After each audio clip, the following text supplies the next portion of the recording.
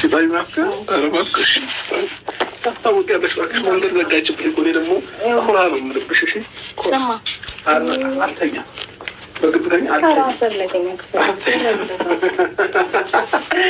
አልተኛ እሺ ለማንኛውም እንደዚህ ፈታን ማግኘት ብዬ የመጣሁት እንዲነበርሽ እያለሽ እንዳመጣ ፈታ እያልሽ እንዳመጣ ተዝናና ሰዓት ይህ እንደዚህ እንኳን እየወክልን አፍቃታለሁ። ባይገርማችሁ በጣም ዞር በልልኝ። ምንድን ነው የሚያጃጅልክ? ምንድን ነው የሚያጃጅልክ?